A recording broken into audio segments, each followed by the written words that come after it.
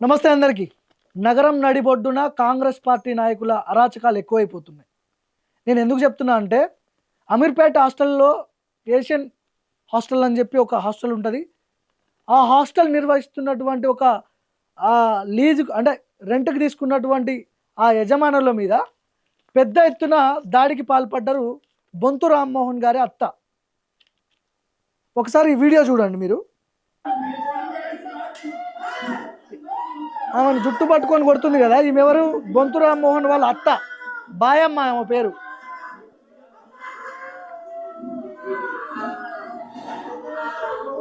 Police వాళ్ళు నిలబడి చూస్తున్నారు, చోద్యం చూస్తున్నారు పోలీసు వాళ్ళు. అసలు మీకు ఉద్యోగాలు ఎవడిచ్చాడో అర్థం కావట్లేదు. ఇట్లాంటి వాళ్ళనా ఎన్నుకునేది, ఇట్లాంటి వాళ్ళ రిక్రూట్ చేసుకునేది? సోయలేదా కనీసం? ఒక మనిషిని సరే తప్పు చేసిందా లేదా పక్కన పెడదాం మనం. ఒక వ్యక్తిని మీ కళ్ళ ముందు కొడుతుంటే ఏం ఏం చేయడానుకున్నారు మీరు?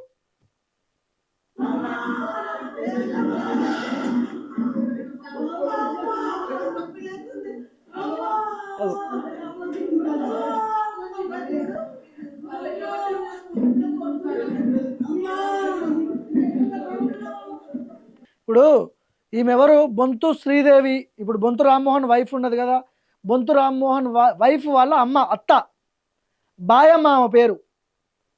ఈ ఎవరైతే తన్నులు తింటున్నదో ఆమెకి వీళ్ళు అద్దెకిచ్చిర్రు. 2 కోట్ల రూపాయలు అడ్వాన్స్ తీసుకొని వాళ్ళ దగ్గర అద్దెకిచ్చిర్రు.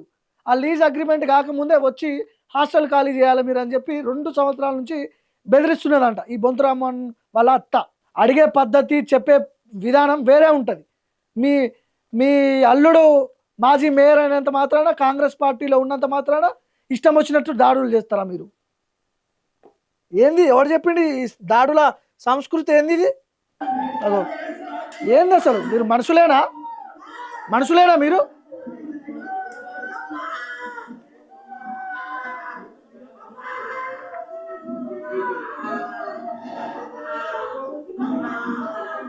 ఏం చేయడానికి ఉన్నారా మీరు? పోలీసు వాళ్ళు ఆడ ఎందుకున్నారు? పోలీస్ స్టేషన్లో దాడి చేస్తుంది ఆమె. పోలీసు వాళ్ళు పక్కనే ఉన్నారు. ఒక ఆయన కూర్చున్నాడు, ఒక ఆయన లేచి నిలబడ్డాడు.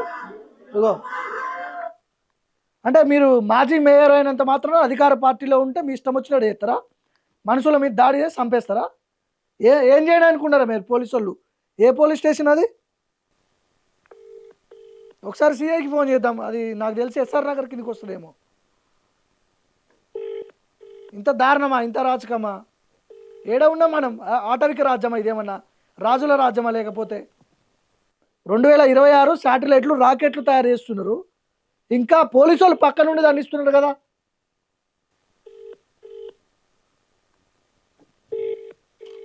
ఇప్పుడు ఈమె 30 మంది రౌడీలను పెట్టి హాస్టల్లో ఒక భయభ్రాంతులకు గురి చేస్తున్నదంట. మీరు హాస్టల్ ఖాళీ చేస్తారా లేదా అని చెప్పి 30 మంది రౌడీలను తీసుకొచ్చి అరాచకం అంట. ఇక కొట్టుడు, తిట్టుడు, భయపెట్టుడు. మా అల్లుడు మాజీ మేయరు, కాంగ్రెస్లో ఉన్నాడు, రేవంత్ రెడ్డి మనిషి. గివా నిజంగా మీకు ఏమైనా ఉందా అసలు? అక్కడ నిలబడ్డ పోలీసు వాళ్ళకి ఏమైనా ఉందా? పక్క నుండి తన్నిస్తున్నారు మీరు, పక్క నుండి కొట్టిస్తున్నారు. మీ మీద కేసులు పెట్టాలి ఫస్ట్. ఇప్పుడు ఆ మహిళ పక్క నుండి ఎవడైతే ఆ పోలీసు వాళ్ళు, కానిస్టేబుల్ ఎవరైతే ఉండి చోద్యం చూస్తున్నారో వాళ్ళ మీద కేసులు పెట్టాలి ఫస్ట్. ఏమో బీహార్లో ఉన్నామా, రాజస్థాన్లో ఉన్నామా, మహారాష్ట్రలో ఉన్నామా? ఏంది ఇది? ఎత్తట్లే ఆయన సిఐ ఫోను. అడుగుతారు ఎత్తి, ఎందుకు ఎందుకు దండిస్తున్నారు పక్క నుండి అని అడుగుతారు కాబట్టి ఫోన్ ఎత్తట్లే.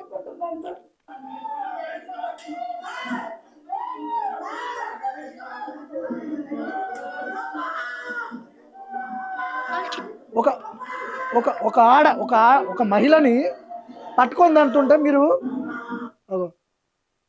ఎవరైనా, ఈయన పేరు ఈయన జర ఆ బ్యాడ్జి కనపడట్లే కానీ పక్క నుండి చూస్తూ జుట్టు పట్టుకొని కొడుతుంటే ఆమె బాయమ్మ అన్నట్టు ఆమె పక్క నుండి సినిమా చూస్తుండు.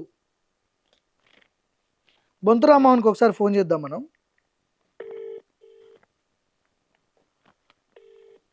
హలో హలో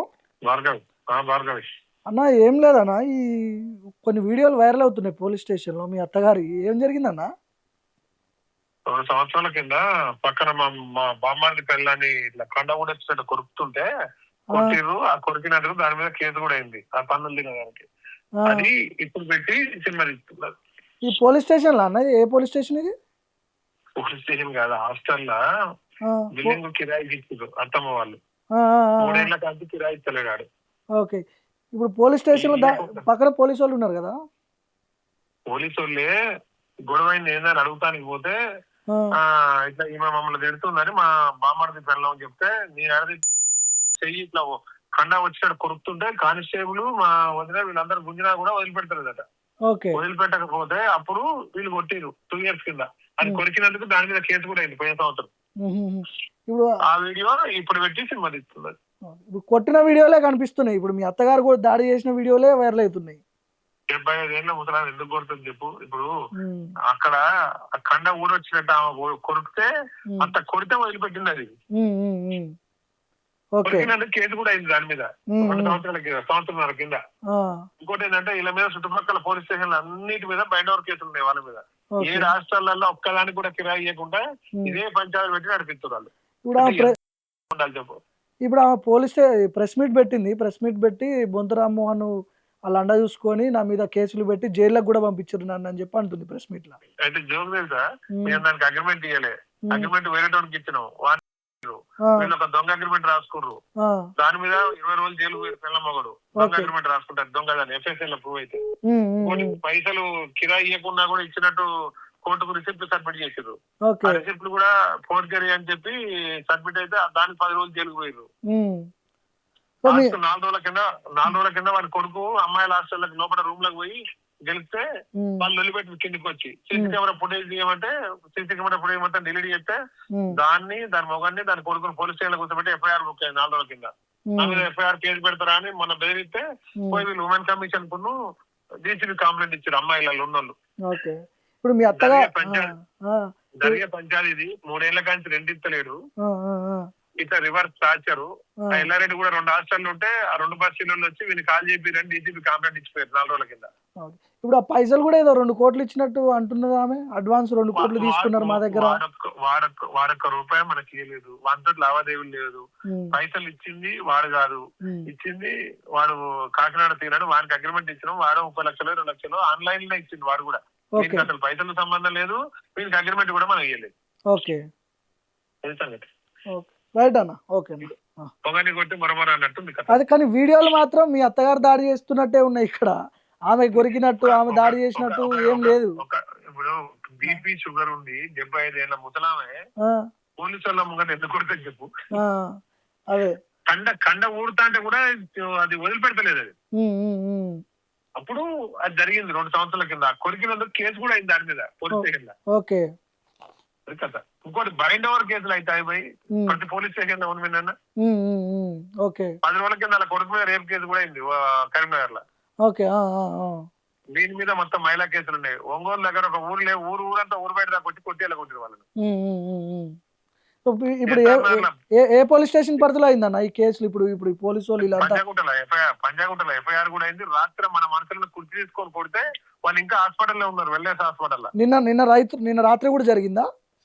నిన్న రాత్రే మనోళ్ళని కొట్టిర్రు. కొడితే వాళ్ళు హాస్పిటల్ చేయలేరు. చెవులకే రక్తం వెళ్తుంది. హాస్పిటల్ లో ఉన్నారు. కేసు కూడా అయింది. దాన్ని తప్పించుకోనికి పాత వీడియో పెట్టి వైరల్ చేస్తున్నారు. ఇప్పుడు ఈ పోలీసు వాళ్ళు ఉన్నారు కదా పక్కన, వీళ్ళు ఏ స్టేషన్ పోలీసు వాళ్ళు? పంజాగుట్టనే సర్నగరా? పంజాగుట్టనే. వాళ్ళు ఇడిపిస్తే కూడా ఇవ్వలేదు ఆమె. ఎంత ఫోన్ చేస్తాను. ఓకే ఓకే అది కథ. సరే అన్న. ఇప్పుడు ఏమైందంటే దొంగ వచ్చినట్టుంది కథ. ఈ న్యాయం ఇచ్చింది కథ. Okay okay. ఇది ఏంటంటే మన పేరు వాడితే ఎక్కువ వైరల్ అవుతుందని పెట్టింది. ఇప్పుడు మీ పేరే చెప్తున్నారు వాళ్ళు. బొంతు రామ్మోహన్ మాజీ మేయర్ అండవి చూసుకొని ఆయన రేవంత్ రెడ్డి పక్కన ఉంటాడు, అలా రాజకాలు అది అని చెప్పి ప్రెస్ మీట్ లో మాట్లాడుతుంది ఆమె. రేవంత్ రెడ్డి గారు కాపాడని అంటున్నారు. కాదు, నువ్వు టీవీ రిపోర్టర్ చేసి నేను రాజకీయం చేసి మనం సంపాదించలేదు కానీ ఏ రాష్ట్రాల్లో రూపాయి ఇవ్వకుండా కనిపిస్తుందంటే ఓకే అన్న. రైట్ అన్న. మళ్ళీ మాట్లాడదాం మనం. సరే, ఏదేమైనప్పటికీ కొరికిండా గిచ్చిండా ఇవన్నీ పక్కన పెడదాం మనం. ఆ వీడియోలో అయితే మీ అత్తగారు దాడి చేసినట్టే ఉంది. ఆమె కొరికినట్టు గిచ్చినట్టు గిల్లినట్టు తన్నినట్టు అయితే ఏడ లేదు. పంజాగుట్ట పోలీస్ స్టేషన్ పరిధిలో ఈ కేసులు నమోదైనాయి అంట. ఒకసారి మనం మాట్లాడదాం. పంజాగుట్ట సిఐ కదా, పోలీసు వాళ్ళు ఏమంటారు ఒకసారి వాళ్ళ వర్షన్ కూడా తీసుకుందాం మనం. ఫోన్లు ఎత్తలేడు సిఐ గారు. నమస్కారం అండి, నా పేరు శివపార్వతి అండి. బాధితురాలు ఈమె, తన్నులు ఈమెనే కొట్టింది వాళ్ళ అత్త. బొంతు రామ్మోహన్ వాళ్ళ అత్త కొట్టింది ఈమెనే. 21 సంవత్సరాలుగా నేను హాస్టల్ వృత్తి నిర్వహిస్తూ ఉన్నానండి. గత 3 సంవత్సరాల క్రితం నేను ఏషియన్ పీజీఎఫ్ఆర్ గర్ల్స్ నిమిత్తం మా హస్బెండ్ గారు బొంతు రామ్మోహన్ అత్తగారు అయినటువంటి బాయమ్మ గారి దగ్గర, బొంతు శ్రీదేవి గారు అమ్మగారు అయినటువంటి బాయమ్మ గారి దగ్గర రెంట్కి తీసుకోవడం జరిగిందండి వారి సమక్షంలోనే. గత 2 సంవత్సరాలుగా వారు మా కుటుంబాన్ని అనేక విధాలుగా వేధిస్తూ బిల్డింగ్ ఖాళీ చేయమని, ఖాళీ చేయకపోతే చంపేస్తామని 2 కోట్ల రూపాయలు పెట్టుబడి పెట్టున్నామండి. 2 కోట్లు ఇచ్చినా చెప్తుంది, మోహన్ గారు ఆయన ఇయ్యలేదని చెప్తున్నాడు. పిలిచి మమ్మల్ని బెదిరించడం జరిగిందండి. ఒక్క నిమిషం, మేము కొంచెం ఓపిక చూసుకో, కొద్దిగా ఓపికతో వినండి, వీడియో అర్థమైపోతుంది. చేయకపోతే చంపేస్తామని 2 కోట్ల రూపాయలు పెట్టుబడి పెట్టున్నామండి. బొంతు రామ్మోహన్ గారు ఆఫీసుకు కూడా పిలిచి మమ్మల్ని బెదిరించడం జరిగిందండి. మేము అప్పుడు కోర్టును ఆశ్రయించడం జరిగిందండి. కోర్టును ఆశ్రయించిన తర్వాత కూడా జిహెచ్ఎంసి వారిని, హిజ్రాలని, ఆ తర్వాత రౌడీలని పంపించి పలుమార్లు మా పైన దాడి చేయించడం జరిగిందండి. బొంతు శ్రీదేవి గారు ప్రత్యక్షంగా కూడా వచ్చి పలుమార్లు దాడి చేయించారు. శ్రీదేవి అంటే రామ్మోహన్ వాళ్ళ భార్య. మేము వాటిని అన్నిటినీ కూడా చట్టపరంగా వెళ్తూ న్యాయపరంగా కోరుకుంటూ కోర్టును ఆశ్రయించడం జరిగిందండి. కోర్టు మాకు స్టేటస్ కో ఇవ్వడం జరిగిందండి. స్టేటస్ కో ఇచ్చిన తర్వాత కూడా మమ్మల్ని ఎప్పుడైతే కోర్టు నుంచి నోటీసులు వస్తాయో పలు రకాలుగా ఇబ్బందులు పెడుతూ, పలుమార్లు బెదిరిస్తూ, వచ్చి డైనింగ్ హాల్లో గొడవ చేస్తూ, పిల్లల్ని ఇబ్బంది పెడుతూ, పైన వెళ్ళిపోమ్మని చెప్తూ, ఎన్నో బెదిరింపులకు గురి చేసి, ఎన్నో రాజకీయాలు చేసి, ఎన్నో రకాలుగా మమ్మల్ని ఇబ్బంది పెట్టారండి. దాని పరిణామానుసారంగా మేము 2 కోట్ల రూపాయలు వాళ్ళ చేతికి అందించడం జరిగింది. 2 కోట్ల రూపాయలు. మరి ఇప్పుడు బొంతు రామ్మోహన్ ఏమో 2 కోట్లు లేదు, ఏం లేదు, పైసలు ఇయ్యలేదు అని చెప్పి ఆయన అంటున్నాడు. ఈమెమో అడ్వాన్స్గా 2 కోట్లు ఇచ్చినామని చెప్పి ఈమె చెప్తుంది. కూడా మేము అప్పు తీసుకొచ్చి పెట్టడం జరిగిందండి. మేము వీటితో పాటు 5-6 పీజీలు నిర్వహిస్తున్నామండి. ఆ 5-6 పీజీల్లో మాకు ఎటువంటి ఇబ్బందులు లేవు సార్. ఈ రామ్మోహన్ గారు, బొంతు రామ్మోహన్ గారు, బొంతు శ్రీదేవి గారు వాళ్ళ బిల్డింగ్ తీసుకున్నప్పటి నుంచి అన్ని విధాలుగా మమ్మల్ని ఇబ్బంది పెడుతూ, మా సార్కి హార్ట్ అటాక్ వచ్చి 3 స్టంట్లు వేయించుకోవడం జరిగిందండి. ఆయన వయసు 59, నా వయసు 50 సంవత్సరాలు సార్. నా పిల్లలిద్దరినీ కూడా ఇబ్బంది పెడుతూ, నా కుటుంబాన్ని చంపేస్తామని బెదిరిస్తూ రకరకాలుగా ఇబ్బందులు పెడుతున్నారండి. పలు మాటలు నన్ను కొట్టడం కూడా జరిగిందండి. నన్ను బిల్డింగ్ వైపు రానివ్వకుండా నన్ను, నా ఫ్యామిలీని ఎన్నో హెరాస్మెంట్లు చేస్తున్నారండి బొంతు శ్రీదేవి గారు, బొంతు రామ్మోహన్ గారు.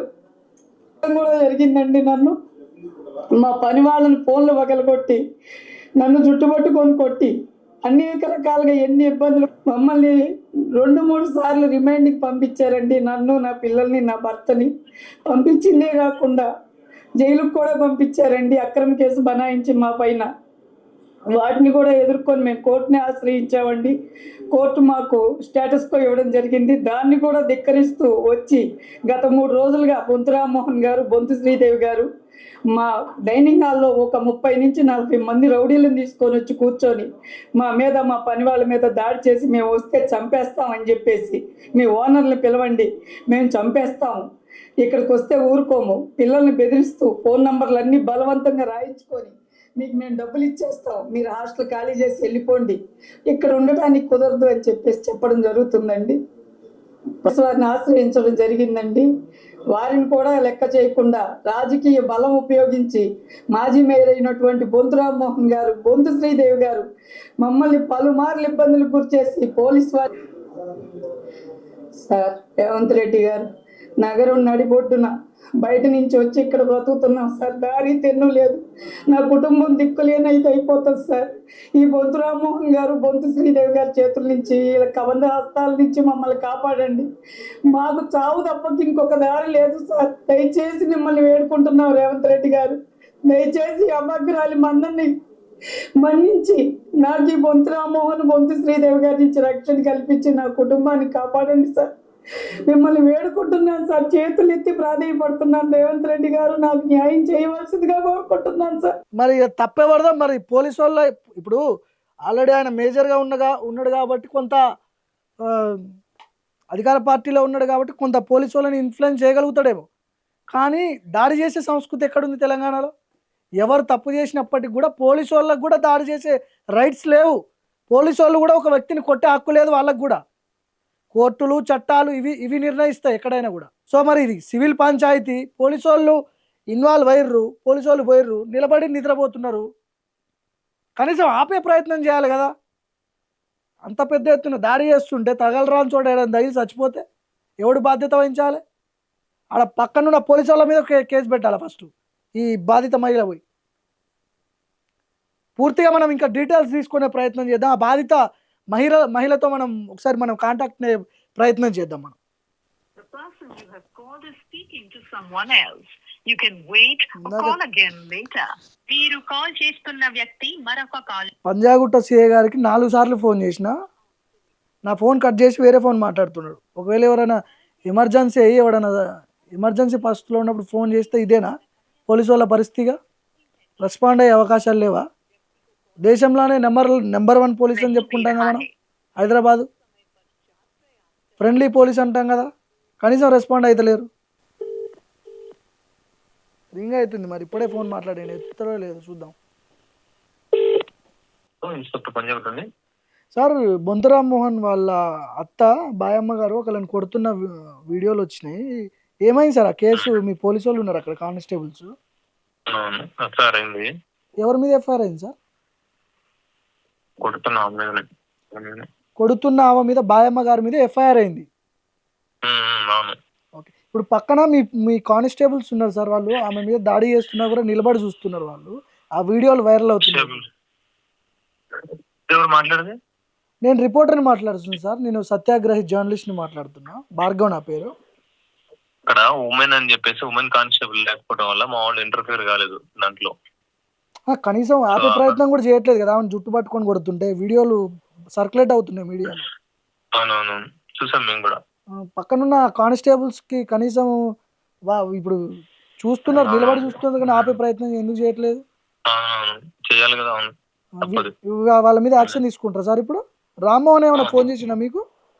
బొంతు రామ్మోహన్ చేయలేదు. నార్మల్ గా కేసు గురించి ఫోన్ చేస్తుంటారు కదా, అట్లా అడిగిన. ఇప్పుడు వీళ్ళ మీద ఏమైనా ఎఫ్ఐఆర్లు ఉన్నాయా సార్? ఈ బాధిత మహిళ మీద, ఎవరైతే తన్నులు తింటున్నదో ఆమె మీద? వాళ్ళ మీద ఏం లేదు. Okay okay sir, right sir. ఒప్పుకుంటున్నాడు ఎస్హెచ్ఓ. పక్కన మా వాళ్ళు నిద్రపోతున్నారు ఉన్నారు, అవును ఆపట్లేదు, కొడుతున్నది ఆమె, కొడుతున్న ఆమె మీద ఎఫ్ఐఆర్ అయింది ఒప్పుకుంటున్నాడు పంజాగుట్ట సిఐ గారు ఇప్పుడు మాట్లాడింది. మరి ఈమె మీద ఎఫ్ఐఆర్ అయిందని సిఐ గారు చెప్తున్నాడు, ఎస్హెచ్ఓ చెప్తున్నాడు. లేదు, ఈమె మీద తన్నులు తింటున్న ఆమె మీద ఎఫ్ఐఆర్ ఉంది, కేసులు ఉన్నాయి, బైండ్ ఓవర్లు ఉన్నాయి, జైలుకు పోయిందని చెప్పి బొంతు రామ్మోహన్ గారు చెప్తున్నారు. ఎవరిది నమ్మాలి?